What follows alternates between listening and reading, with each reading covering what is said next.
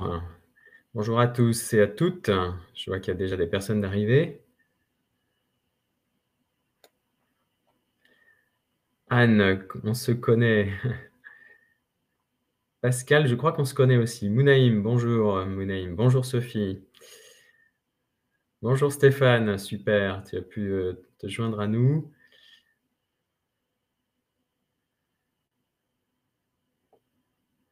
Anouk, je crois qu'on s'est eu aussi il y a quelques jours au téléphone. Très bien. Michel, bonjour à toi Michel. Philippe, très bien, qui se joint à nous. Bonjour. Alors, j'ai ouvert vraiment, quelques secondes avant, l'horaire, donc on va commencer assez rapidement, mais on va laisser le temps à tout le monde d'arriver, de se connecter.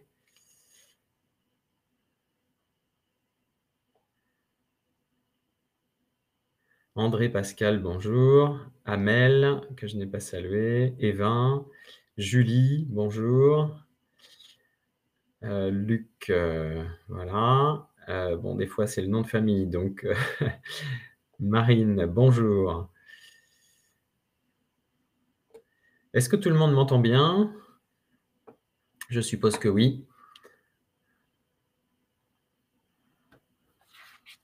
On va encore laisser quelques secondes pour, les autres personnes d'arriver, de se connecter. Bonjour Anne-Sophie.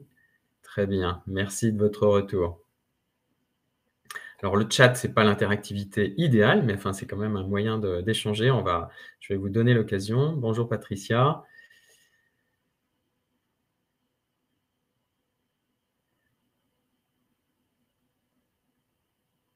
Très bien. Bon, ben, il y a déjà pas mal de monde. Alors je vous propose d'attaquer pour pas perdre de temps et donc effectivement, hein, cette, webconférence, c'est la deuxième opus d'une série, d'une masterclass que j'ai appelée, sur le thème des projets complexes et ambitieux. La première était donc, mercredi 13 juillet et c'était sur le thème de la puissance des émotions au service de la réussite de vos projets complexes et ambitieux. Vous verrez d'ailleurs qu'il y aura peut-être des petits liens avec, ce que je vais vous raconter aujourd'hui. Et puis, aujourd'hui donc, c'est, plutôt réussir ces projets complexes et ambitieux grâce aux intuitions et au storytelling, notamment en apprenant à expliquer ses intuitions. Bien, et puis donc, je vous parlerai de la suite en fait de cette masterclass, puisqu'il y a d'autres, conférences qui sont prévues à peu près avec un rythme tous les 2 mois. Voilà, donc bienvenue à celles et ceux qui nous rejoignent en ce moment. Merci, d'être venus. Donc mon nom est Cyril Barbet, Apollo Conseil.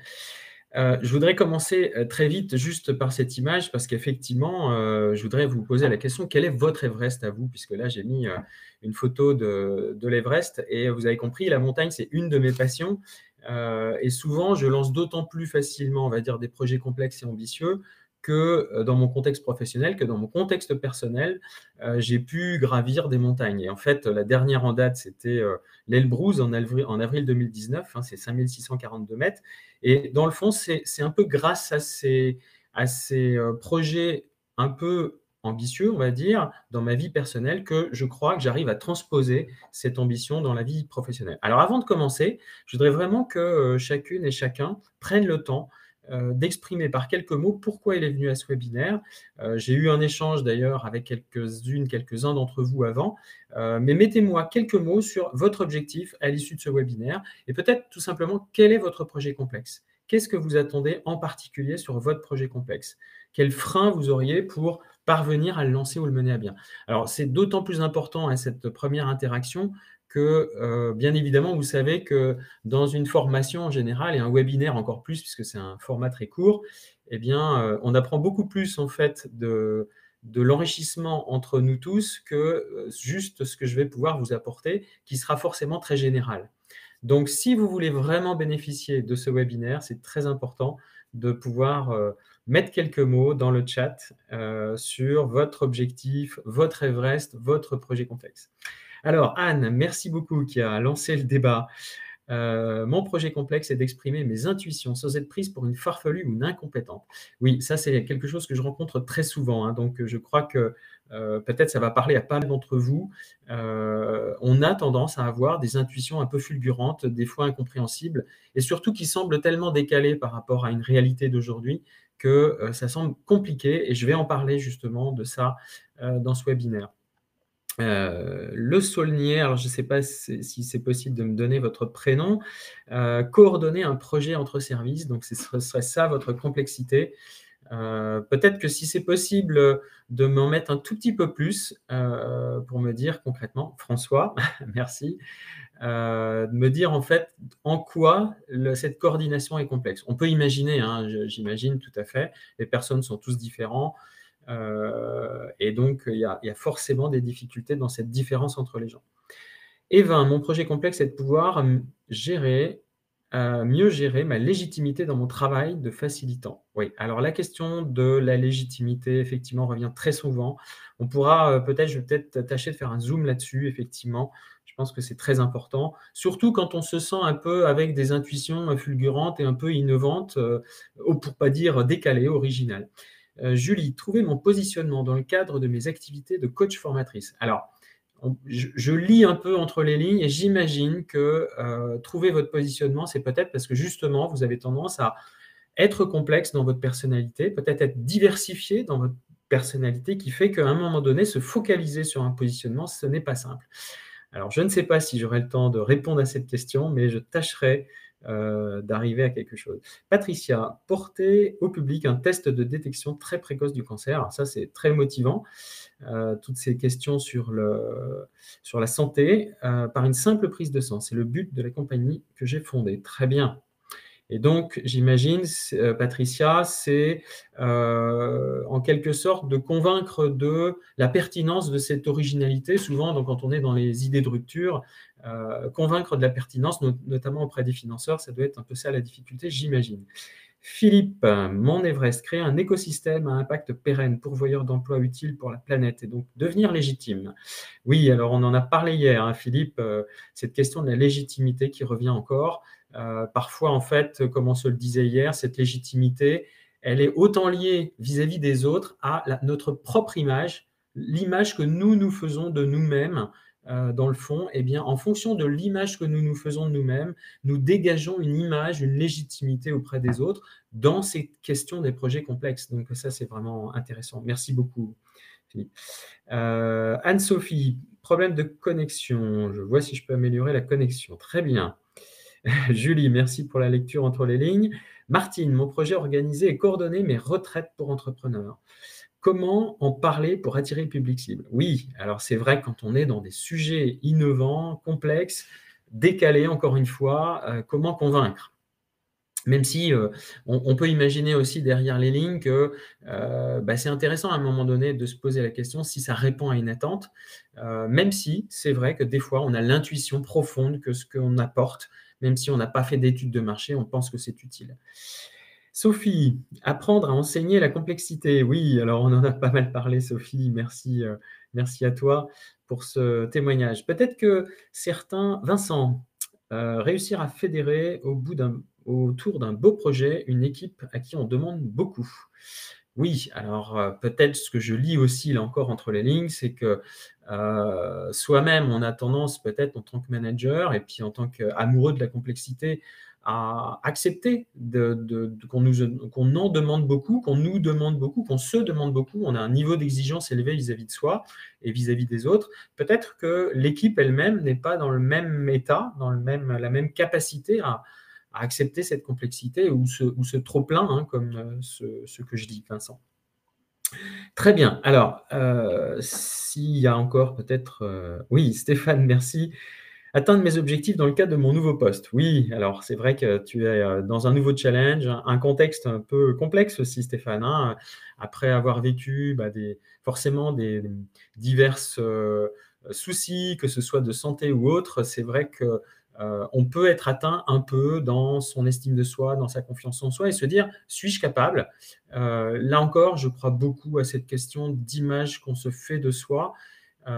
Et surtout quand on est dans une forme comme toi et comme je crois pas mal de monde dans cette webconf, de personnes qui sont avec beaucoup d'empathie, beaucoup d'humilité. L'empathie et l'humilité sont des freins quelque part, hein, pour reconstruire ou retrouver, restaurer sa confiance en soi, son estime de soi. Maison Géraud. Alors, intuition, suscite un désir qui donne une idée, puis naissance d'un projet. Comment incarner le projet avec fluidité et efficacité? Voilà. Intuition et efficacité peuvent-ils cohabiter? D'accord. Eh bien, je le crois, Marie. Très bien. Alors, on va avancer. Merci d'abord de tous vos témoignages, parce que je vois le temps qui avance. Alors, c'est quoi un projet complexe? J'ai envie de dire, au travers de tous vos témoignages, de toutes vos idées, et puis n'hésitez pas à continuer à témoigner sur le chat, hein, et à me poser vos questions. Je tâcherai d'y répondre vraiment en direct. Eh bien, il y a 1000 façons de décrire, de définir cette complexité. Il y a 1000 projets complexes en quelque sorte. Ils sont tous différents, mais néanmoins, moi, je suis convaincu qu'il y a un certain nombre de points communs. Par exemple, ce que je vous propose sur cette diapo, c'est d'abord, il y a, alors, ce que je dis souvent, c'est que ce qui résume un peu cette complexité, c'est le rassemblement ou la combinaison de paradoxes ou d'antagonismes. Et c'est ça qui peut-être fait cette complexité. Le premier que j'ai envie de vous citer, c'est de gérer le paradoxe entre d'un côté la nécessité de décortiquer la complexité en éléments simples et de l'autre le fait que dès lors que vous décortiquez, vous réduisez l'interdépendance, vous risquez de ne plus avoir en compréhension l'interdépendance de tous les éléments. Donc ça, c'est un premier antagonisme, un premier paradoxe à gérer. Le deuxième paradoxe peut-être, oui, bonjour Monaïm, merci de ton message. Deuxième paradoxe, c'est de trouver la prise de recul pour garder le cap, avoir, on va dire, suffisamment de vision sur le long terme, et en même temps, de rentrer suffisamment dans les détails clés, et notamment ce qu'on appelle les signaux faibles, où là, on est un peu plus dans le nez dans le guidon pour observer les détails. Donc, vision globale versus version de détail, hein, vision de détail. Troisième paradoxe, c'est temps long versus temps court. Temps long pour préparer cette complexité, pour ne pas se lancer, on va dire, à corps perdu. Et j'aurai un exemple juste après à vous donner. Temps court pour l'action, parce qu'on sait bien que dans la complexité, à un moment donné, le risque, c'est de ne pas avancer, de ne rien faire. Et donc, ce temps court est évidemment très important. Autre paradoxe, c'est la ténacité et la persévérance versus agilité. Pourquoi? Parce que la ténacité, c'est ce qui vous permet de maintenir le cap malgré l'adversité, malgré les échecs, malgré le fait que tous ces messages qui vous disent non, ça ne va pas dans ce sens-là. Mais de l'autre, il faut à un moment donné aussi faire un peu l'inverse, c'est-à-dire savoir pivoter, comme on dit dans un projet, s'adapter, avoir une forme d'agilité pour dire OK, j'étais convaincu de mon intuition, mais je vois quand même que je bute sur quelque chose là. Eh bien, à un moment donné, je reviens à cette agilité. Un autre antagonisme, c'est rationalité versus émotion et intuition. Et ça, je pense que c'est un peu le cœur de ce qu'on va évoquer aujourd'hui. Euh, c'est comment rendre un peu rationnelles nos intuitions d'une certaine façon, parce que une des problématiques que vous rencontrez, c'est que vous avez des intuitions, mais après, comment convaincre autour de vous? Eh bien, vous avez le sentiment, en tout cas, c'est sans doute vrai, mais c'est d'abord un sentiment qu'il faut passer par une case rationalité. Et puis enfin, le dernier antagonisme que je vois, c'est d'un côté gérer l'équipe, gérer l'intelligence collective, versus le leader charismatique. Oui, à un moment donné, de temps en temps, le leader de cette intuition, de ce projet, cet initiateur de projet, eh bien, il doit affirmer des choses, il doit prendre des décisions qui ne sont pas forcément collectives, qui ne sont pas forcément coopératives. Alors, pourquoi je me suis spécialisé dans ce sujet? D'abord, la complexité m'a toujours passionné. Alors, c'est pas pour rien que je me suis appelé Apollo Conseil, parce qu'effectivement, j'ai une passion pour l'exploration spatiale, en particulier pour ce programme Apollo. Et qu'est-ce qu'il a de spécial, ce programme Apollo? Eh bien, quand on regarde la presse les articles de presse de l'époque, eh bien, il relate le programme Apollo, l'homme sur la Lune, en 90 étapes. Donc, 90 étapes sur un voyage de 6 jours, c'est énorme. On imagine la complexité incroyable de ce voyage. Et en plus, on imagine que pour 90 étapes, et avec toute la complexité technologique qu'il y avait à cette époque, il y avait beaucoup d'innovations de rupture, on imagine que ce projet il a été mené de façon très planifiée, très structurée, très cadrée, avec des hommes tous choisis un peu comme des robots, alors pas tout à fait comme des robots, mais des champions dans leur domaine, des experts dans leur domaine, que ce soit les scientifiques, les pilotes, les techniciens, les médecins, des champions surentraînés avec des méthodes très cadrées. C'est vrai, il y avait de ça. Mais en fait, la réalité est bien plus complexe. En fait, l'inconnu était en permanence dans le programme Apollo. Et c'est ça que je trouve fascinant, c'est cette dualité entre préparation et gestion de l'inconnu. Exemple, hein, c'est les problèmes d'entente en équipage. Je ne vais pas les citer, mais il y a eu beaucoup de problèmes d'entente dans les équipages alors qu'ils avaient porté un soin très particulier là-dessus. Il y a eu des erreurs fatales, hein. Le programme a commencé par le décès de 3 astronautes avec Apollo 1 en janvier 67. Beaucoup d'échecs. Et puis un exemple, ils avaient un ordinateur de bord, mais à l'époque, en 69, les ordinateurs étaient énormes pour une puissance extrêmement réduite. Et donc, ils avaient le souci de dire comment fait-on pour embarquer cet ordinateur? Il était aussi gros que la capsule, c'était pas possible de l'embarquer. Au dernier moment, ils ont dit OK, on envoie un tout petit ordinateur, il faudra qu'on communique en permanence, à la main en quelque sorte, les informations pour actualiser l'ordinateur. Voilà euh, ce qui m'a passionné, moi, dans ce programme Apollo. Et puis, justement, je suis un peu cette incarnation de la complexité. J'aime et je suis la combinaison de polarités opposées. Je dis souvent que je suis à la fois rationnel et intuitif. J'adore rentrer dans le détail et avoir une vision globale, l'analyse et la synthèse. Je suis à la fois bienveillant et exigeant. Je suis à la fois artiste et ingénieur. Voilà, je suis ces rassemblements de choses qui peuvent sembler contraires. Je suis à la fois très organisé et mon bureau est bordélique. Donc voilà, je pense que incarner ces antagonismes, c'est un vrai atout pour proposer, on va dire, une expertise de la complexité. Et puis, j'ai aussi une longue expérience. C'est pas seulement comment je suis fait, mais c'est aussi mon expérience. Et mon expérience, elle a été faite de beaucoup de choses, mais notamment d'accompagnement des hommes. Je surveille un petit peu en même temps le chat. Je vois qu'il y a beaucoup de monde qui arrive en même temps. Je leur souhaite le bonjour. Et donc, je ne suis pas encore rentré complètement dans le vif du sujet, hein. Je suis en train d'expliquer pourquoi je me suis spécialisé dans cette complexité et pourquoi c'est si important, cette complexité, pourquoi il ne faut pas la négliger. Quand je parlais de cette expérience d'accompagnement des hommes, d'abord, j'ai accompagné pendant une dizaine d'années les créateurs d'entreprises quand j'étais directeur de l'entrepreneuriat dans une CCI. Et je me suis rendu compte effectivement à quel point cet accompagnement, il n'était pas simple. C'est-à-dire qu'on avait tendance au départ à faire un accompagnement en mode conseil, à dire en gros, pour simplifier, surtout qu'on a affaire dans les futurs créateurs d'entreprises à des personnes qui basculent de la vie de salarié à la vie d'entrepreneur. Donc, ils découvrent beaucoup de choses. Et dans le fond, notre objectif à nous, au départ, c'était surtout de faire prendre conscience de l'importance d'une étude de marché, de faire un business plan, d'être sensibilisé à des questions de chiffres, à des questions juridiques, etc., etc. Donc, on était beaucoup dans le conseil. Et puis, en fait, ce dont je me suis rendu compte, c'est que les futurs créateurs d'entreprises, mais aussi les entrepreneurs eux-mêmes, ils attendent surtout, leurs attentes, c'est surtout des besoins d'autonomie, de liberté. Ils ont vraiment besoin d'exprimer ce besoin de liberté. Et donc, quand vous arrivez avec vos conseils, eh bien, ils ne vous écoutent pas. Non seulement ils ne vous écoutent pas, mais le risque, si jamais ils vous écoutent, c'est qu'ils les écoutent de façon trop scolaire. Et donc, ce dont on a pris conscience, ce dont j'ai pris conscience dans la complexité de cette mission-là, c'est qu'il fallait plutôt les écouter, plutôt être en mode accompagnement coaching, plutôt dans le sens de leur poser les bonnes questions, les amener à se poser les bonnes questions pour que eux-mêmes se prennent leurs bonnes décisions, mais qu'ils les prennent par eux-mêmes, parce qu'ils ont vraiment besoin de prendre leurs décisions eux-mêmes. Donc, cette complexité entre coaching et conseil, eh bien, je l'ai comprise pendant ces 10 ans. Et puis, depuis 7 ans que j'accompagne des projets complexes, eh bien, c'est un peu la même chose. Dans le fond, je me rends compte à quel point dans l'accompagnement des projets complexes, c'est cette combinaison des opposés qui est importante.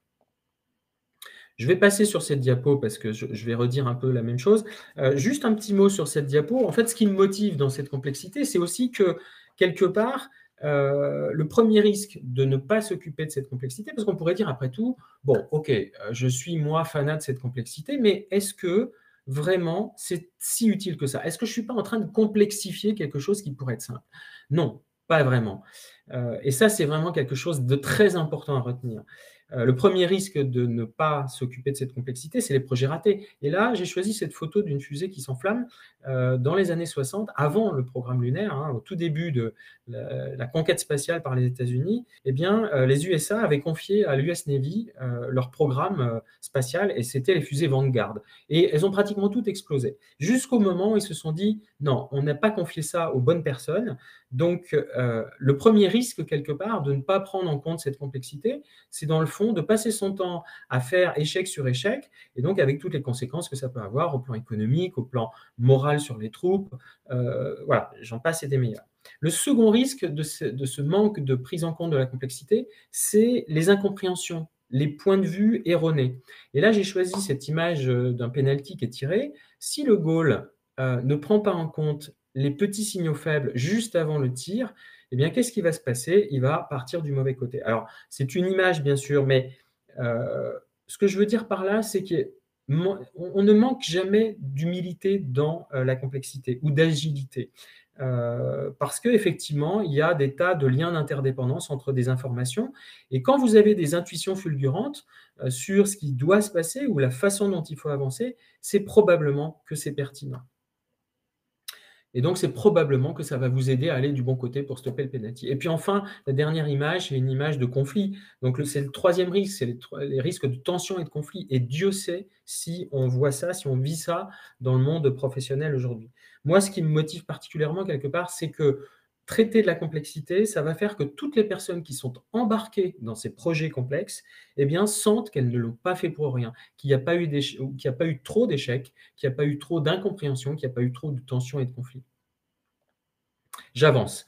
Alors, pour rentrer sur cette question de savoir expliquer ses intuitions, eh bien, j'ai choisi cet exemple toujours dans le domaine du spatial. Ce monsieur, c'est John Houbolt. C'était un jeune ingénieur à la NASA dans les années 60.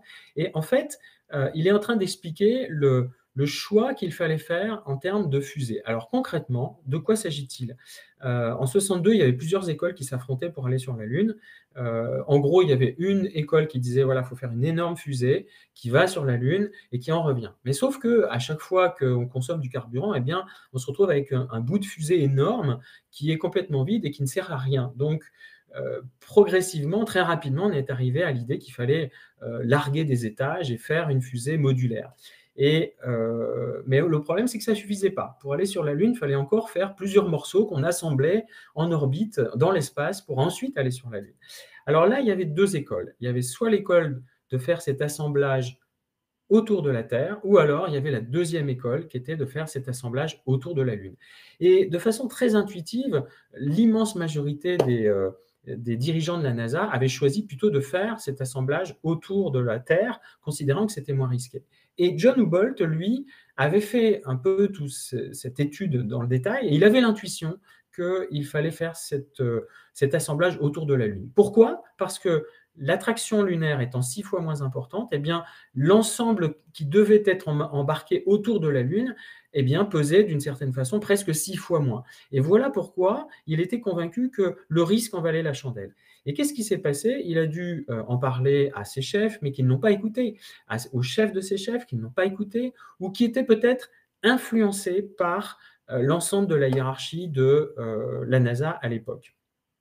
Et donc, qu'est-ce qu'il a fait? Il a rédigé un rapport qu'il a envoyé au numéro 2 de la NASA, Robert Simmons, le numéro 2 qui était juste en dessous de Von Braun. Et donc, il a pris un risque énorme pour sa carrière.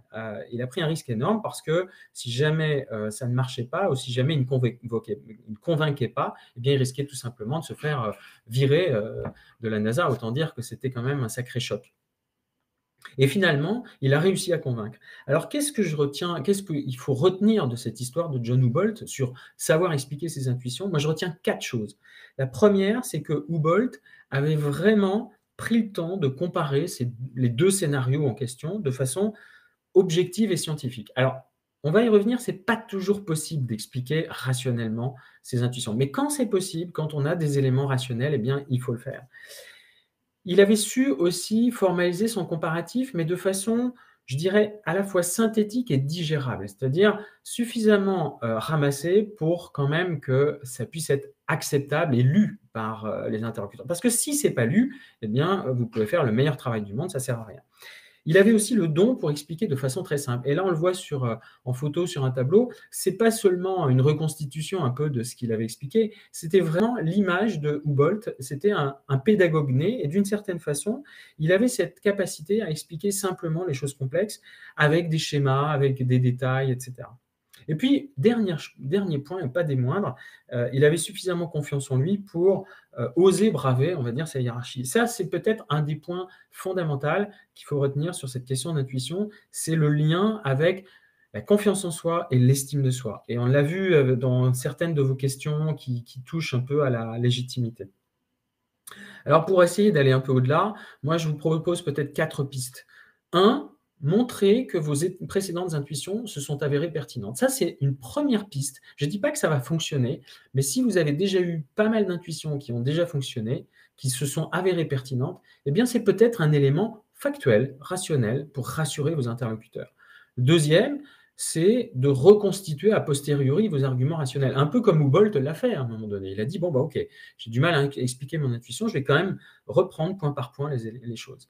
Et puis, de temps en temps, vous allez identifier ce qu'on pourrait appeler les infos clés, les signaux faibles que vous avez pris en compte. C'est-à-dire que vous n'expliquez pas forcément la mécanique mentale qui vous a conduit à la conclusion, mais vous reprenez tous les petits éléments qui, rassemblés ensemble, vous font dire, sans forcément d'explication rationnelle à ce niveau-là, mais vous prenez, on va dire, la source de ces signaux faibles qui constituent, selon vous, un vivier suffisant d'informations pour prendre la bonne décision.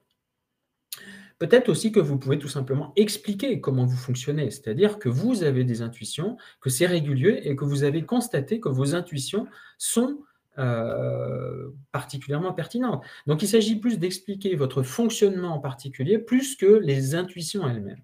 Et puis, parfois, j'ai envie de vous dire, pourquoi faudrait-il sans cesse se justifier? Pourquoi ne faudrait-il pas affirmer ses intuitions de temps en temps? Je crois beaucoup à cette solution aussi. Alors peut-être que vous ne vous retrouverez dans aucune. Et ça m'intéresse aussi que vous me mettiez dans le chat dès maintenant, là où peut-être vous vous retrouvez plus ou moins. Alors, je passe sur cette diapo parce que j'ai envie de passer au storytelling de façon à garder un peu de temps pour l'échange. Alors, pourquoi le storytelling? Bah, oui, parce qu'effectivement, on sait très bien qu'on a entendu parler du storytelling. D'ailleurs, je n'aime pas trop ce terme. C'est quoi? C'est une technique tout simplement qui consiste à raconter une histoire pour embarquer ses auditeurs. Alors, d'une certaine façon, c'est un peu ce que j'ai fait aujourd'hui, en très peu de temps, hein, en vous racontant mon histoire à la chambre de commerce, en vous racontant mon histoire en tant que coach, hein, en vous racontant l'histoire de John Humboldt à la NASA. Et pourquoi c'est si important de raconter une histoire? Parce que le cerveau mémorise mieux, plus facilement une histoire avec un début, une fin, un développement, et avec des liens de cause à effet entre tous les éléments. Ensuite, parce que le cerveau retient mieux ce qui a du sens. Or, le propre de l'histoire, c'est justement de donner du sens aux événements. Et enfin, parce que l'histoire raconte la vie de personnages, qui peut être d'ailleurs réels ou fictifs, hein, mais des personnages dans lesquels on peut facilement s'identifier. Et donc, on peut vivre les mêmes émotions qu'eux. Et en vivant les mêmes émotions qu'eux, eh bien, d'une certaine façon, nous sommes plus convaincus par l'histoire. Alors, ça peut sembler être de la manipulation, mais ce qui est important, c'est pas tant j'allais dire la façon dont ah oui, c'est important la façon dont vous utilisez ce savoir-faire de storytelling, mais c'est important de comprendre les mécanismes.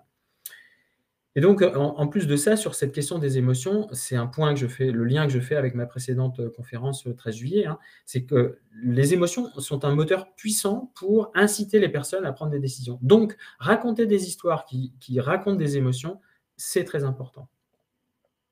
Alors, comment développer vos capacités en storytelling? Je ne vais pas avoir la prétention de vous faire un cours là-dessus, mais je vous propose peut-être 3 pistes. La première, c'est de faire confiance à votre intuition. Justement, puisque vous avez de l'intuition, eh bien, vous avez certainement l'intuition de comment vous pourriez raconter cette histoire. Le deuxième point aussi, c'est d'oser parler de vous. Bien souvent, on pense que parler de soi, c'est pas très bien. D'abord, c'est un côté un peu m'as-tu vu ou un peu extraverti, et vous n'êtes peut-être pas extraverti, mais il ne s'agit pas d'être extraverti, il s'agit juste de toucher les gens avec quelque chose qui vous touche vous. Et vous n'avez pas besoin non plus de rentrer dans des détails très personnels, mais oser montrer une part de ces émotions osez parler de vous, c'est quelque chose qui fonctionne très bien. Et puis, je dis souvent aussi, le chemin est le plus important que le but.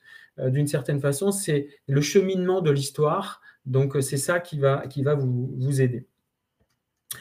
Voilà ce que je pouvais dire sur, développer vos capacités en storytelling. Alors pour aller plus loin sur votre projet complexe, je voudrais juste vous dire que c'est comme ça que je fonctionne toujours. Je vous propose non pas juste de faire un petit échange par le chat, alors on va faire cet échange bien sûr, hein, mais il nous reste un quart d'heure, mais c'est aussi pour celles et ceux qui le souhaitent, eh bien vous avez la possibilité de prendre rendez-vous avec moi ici, c'est-à-dire d'avoir un échange plus individuel et peut-être de parler de façon plus directe de votre situation, de votre objectif, des freins qui vous empêchent d'avancer. Alors pourquoi prendre rendez-vous? D'abord, moi, ça me permettra de mieux comprendre votre projet complexe, de ne pas rester en surface, hein, de ne pas traiter le mauvais problème, de ne pas vous faire des choses généralistes. Et puis surtout, moi, je ne suis pas très fanat des boîtes à outils qui ne valent pas grand-chose sans un bon expert. Donc, si je vous donne cette boîte à outils, bah, quelque part, vous risquez peut-être tout simplement de ne pas l'utiliser de la bonne façon. Si on en parle ensemble, ce sera déjà un peu plus efficace. Et puis, la meilleure boîte à outils ne comprend pas votre spécificité. Donc, il faut toujours se méfier des boîtes à outils. Alors, de quoi vous allez bénéficier avec ce rendez-vous? Vous allez avoir un diagnostic individuel et détaillé, hein, pour vous. Vous allez identifier aussi peut-être votre objectif complexe. J'ai eu l'occasion de discuter avec certains d'entre vous. Je pense que certains se sont rendus compte à quel point peut-être la façon dont ils perçoivent leur objectif ou ils l'expriment aujourd'hui, eh bien, n'est pas si, pertinente que ça. Plus exactement, elle est en surface et en fait, ils se rendent compte, en discutant, que ça leur permet de découvrir où est le vrai problème. Je pense que peut-être certains pourront, témoigner là-dessus. Alors donc, vous avez, à la fois le lien qui est indiqué là et puis sinon vous pouvez cliquer ici, là, sur le petit, ovale rose, sur fond vert où c'est marqué «Cliquez ici». Voilà. Alors, je voudrais vraiment qu'on reprenne, en route vos projets et je voudrais peut-être que celles et ceux qui se sont exprimés, comme par exemple François sur coordonner un projet entre services, ou Anne, ou Stéphane, ou Évin, ou Julie, Patricia, Philippe, que vous exprimiez peut-être, comment vous souhaiteriez avancer sur votre projet complexe par rapport à ce que j'ai pu évoquer. Qu'est-ce que peut-être vous avez appris aussi et qui pourrait enrichir les autres? Voilà, je voudrais vraiment que vous profitiez de ce quart d'heure pour, que l'on fasse quelque chose d'un peu plus personnalisé, individualisé.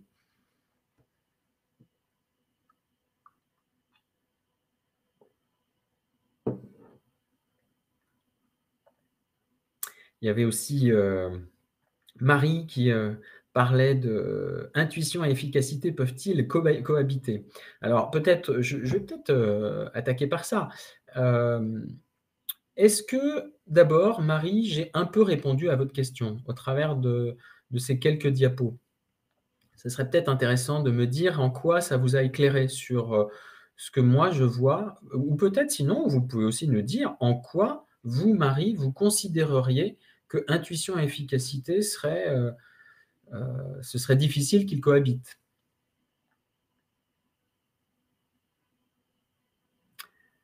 Alors, je ne vois pas de message, donc est-ce que vous pouvez me dire si vous m'entendez bien? OK, Philippe, incarner ses antagonismes, c'est cultiver sa différence, mais aussi affronter les personnes qui préfèrent mettre les gens dans des cases. Oui, alors, ça me donne l'occasion, merci Philippe, ça me donne l'occasion de dire que, c'est jamais simple de cultiver sa différence, hein. Je crois que c'est un sujet qui est particulièrement à la mode aujourd'hui, quand on se sent différent, quelle que soit la forme, hein, que ce soit une différence, ethnique, une différence, de façon de fonctionner, peu importe, hein, une différence de handicap ou quelle que soit notre différence, et bien, c'est jamais simple de l'assumer et de l'affirmer. Parce qu'en plus, quand on a une forme d'humilité, eh bien, on se dit: «Qui suis-je pour oser, m'afficher comme différent?» comme si, je devais, réclamer ou exiger, d'être reconnu par les autres. Non, c'est pas ça. C'est juste de s'autoriser à exister de façon différente. Donc voilà, je ne sais pas si ça alimente, vos réflexions, Philippe. Anne, alors la révélation du jour, Je remonte. Et la nécessité de rationaliser ses intuitions, mais aussi de savoir décortiquer les étapes. OK. Tu as bien noté, Anne, que, décortiquer les étapes, c'est une chose, et c'est vrai, c'est très important et donc ça fait penser un peu, vous savez, à cette question d'objectif SMART. Si on se fixe des étapes qui sont beaucoup trop hautes, hein, comme si on voulait, grimper l'Everest en un seul jour, comme le font certains d'ailleurs, hein, eh bien, on a peu de chances d'y arriver. Donc il faut quand même savoir être raisonnable, comment dirais-je? Plus que raisonnable, je cherche le terme, mais enfin c'est, acceptable, atteignable, on va dire. Il faut que l'objectif soit atteignable. Mais en même temps, il est vrai que de temps en temps, eh bien, il faut savoir garder un peu son intuition, un peu comme une boîte noire, sans chercher à décortiquer.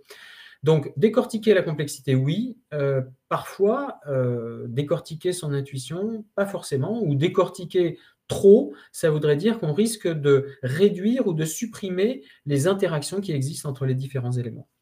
Merci Anne, en tout cas, pour ton témoignage. Stéphane, très intéressant à prime abord, je suis d'accord. Merci beaucoup, c'est très sympa. Marie, l'intuition se laisse porter par le bruit des émotions et du mental qui se dénature. Le souffle de l'intuition égale blocage. Oui, alors c'est vrai que pour les gens qui sont intuitifs, hein, il y a souvent aussi, merci d'ailleurs Marie de me faire remarquer ça, il y a souvent aussi une sensibilité importante, plus importante. En général, les gens qui sont très intuitifs ont une sensibilité plus importante, voire une hypersensibilité.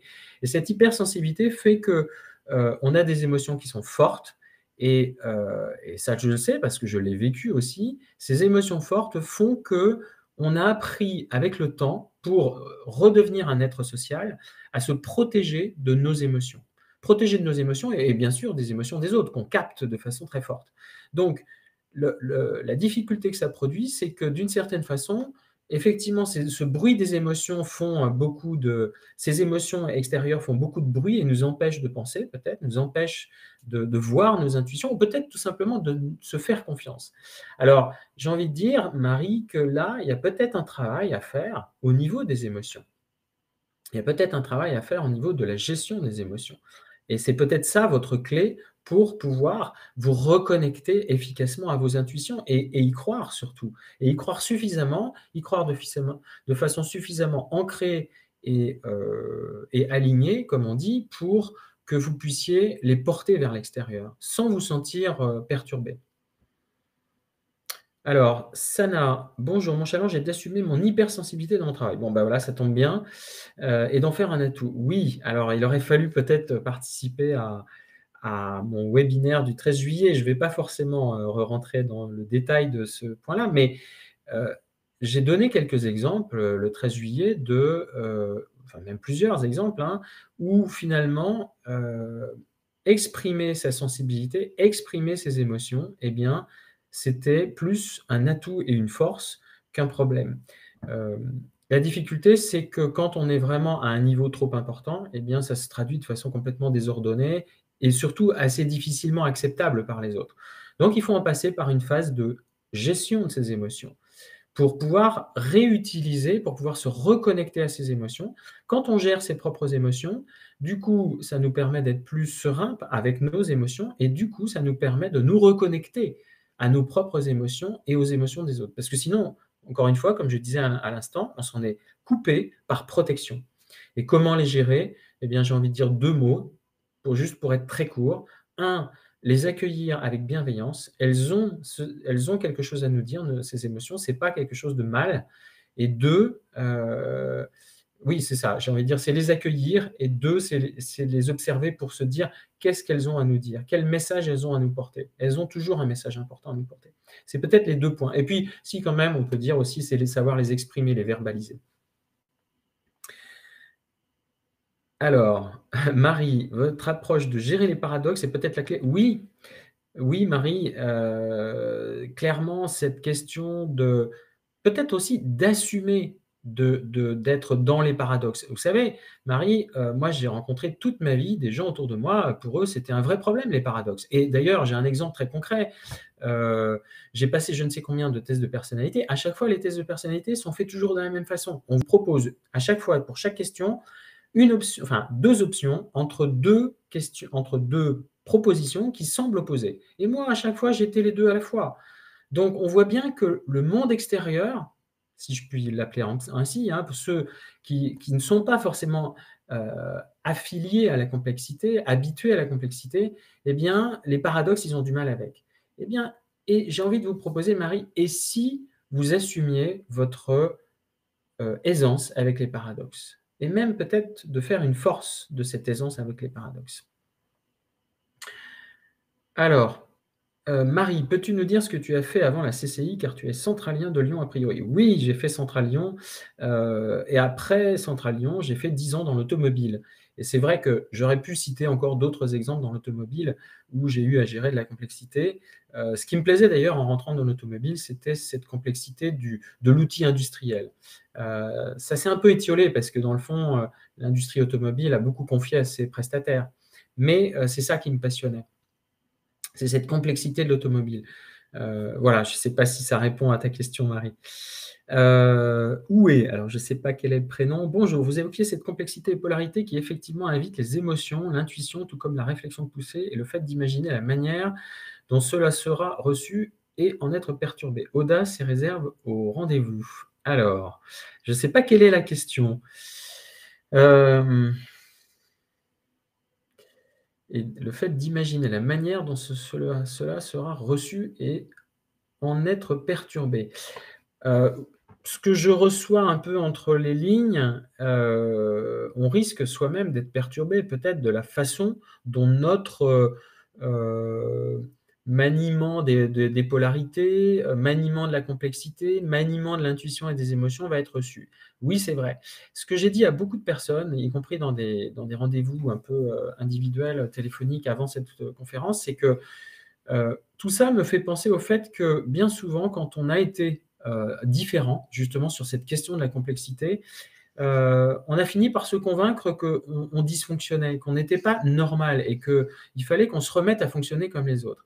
Et ce faisant, on a perdu en estime de soi, en confiance en soi et en perdant en estime de soi, on n'est plus ancré en soi. On n'est plus, vous savez, les 2 pieds bien posés sur la terre, stables, pour affirmer qui nous sommes sans que ce soit une affirmation, identitaire, revendicatrice, c'est pas du tout ça, mais l'affirmer sereinement, calmement, tranquillement, se dire que non, c'est ce qu'on a à vous dire est important et ce qu'on a à vous dire est peut-être bizarre, choquant, décalant, décalé, décadrant, je ne sais pas comment le dire, mais je suis convaincu, non seulement convaincu, mais je sais que mon intuition est pertinente.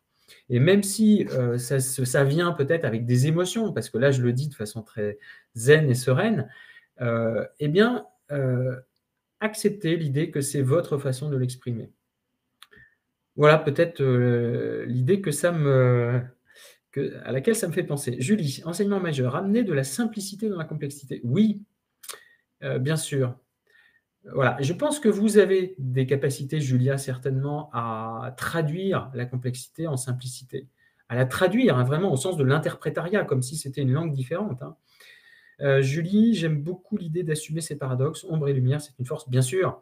Et d'ailleurs, à ce sujet, j'ai une petite, histoire amusante, c'est que, j'ai choisi comme thème pour, non pas la prochaine, mais celle de janvier, la combinaison du masculin et du féminin. Donc là, on est vraiment dans le paradoxe, et puis en plus, ça rejoint un sujet un peu d'actualité et je ne veux pas faire du tout de prosélytisme là-dessus, mais je suis convaincu qu'assumer sa part de féminité pour un homme, comme assumer sa part de masculinité pour une femme, eh bien, c'est une façon aussi, d'assumer ces paradoxes entre ombre et lumière, si on peut dire.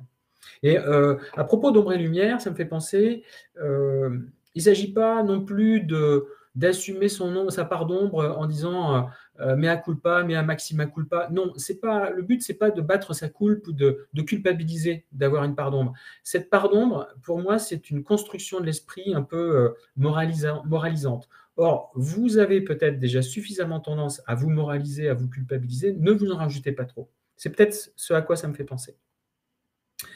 Comment combiner audace et réserve en somme? Oui, alors effectivement, ça va être le thème de la prochaine fois justement. Combiner, on va dire, je crois, esprit d'aventure et prudence, je crois que c'est comme ça. Donc ça tombe bien, on pourra en parler. OK Patricia, on se parle demain. Merci beaucoup. Il n'y a pas de souci.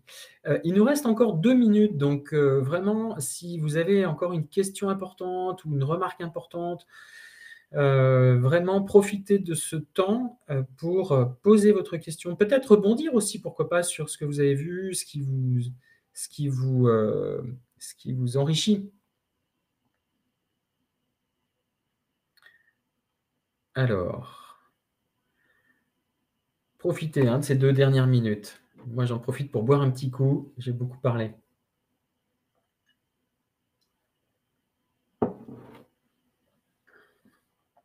Alors, pendant que vous écrivez, je vous montre juste à quoi ressemble l'écran de Calendly là pour mon agenda et puis je vous mets surtout la dernière diapo, comme ça vous aurez accès aux 2 prochaines dates. Hem, alors, revenir rapidement sur les 4 points de Humboldt, bien sûr. Alors, on revient en arrière.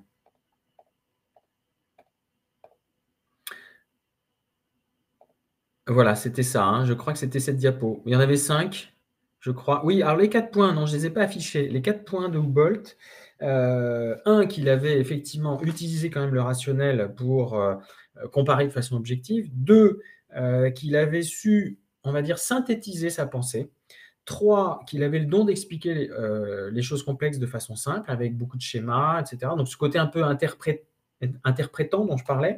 Et puis 4, oser, affronter sa hiérarchie. Et là, ça fait le lien donc, avec, avec cette question d'ancrage, cette question d'estime de soi. Et j'ose en parler parce que je pense que dans notre cas, les personnes qui parlent de complexité, c'est souvent un problème.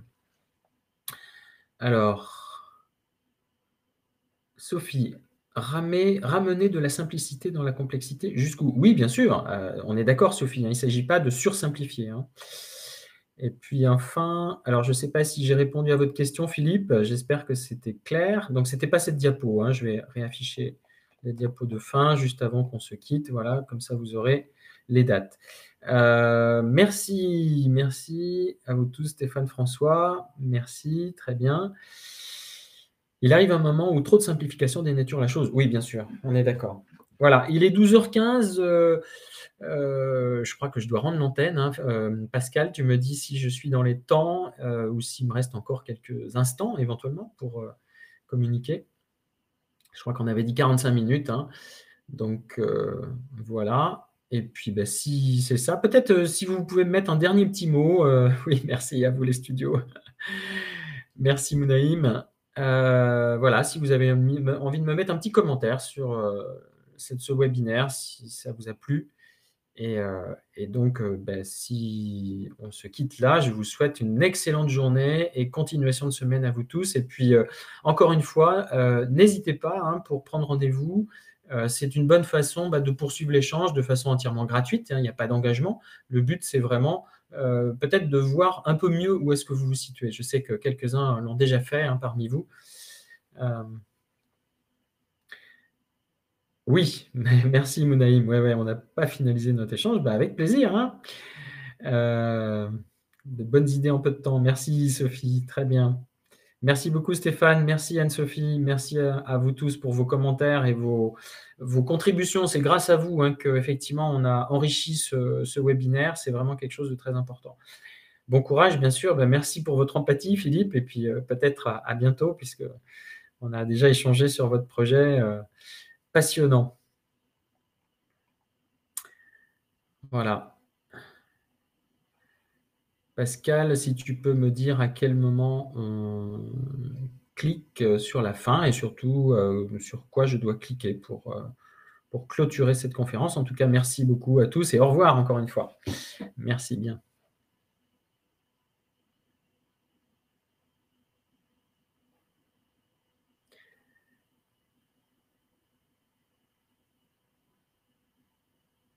Oui, il y avait Jacques, Mariem encore, voilà, beaucoup de gens que je connais.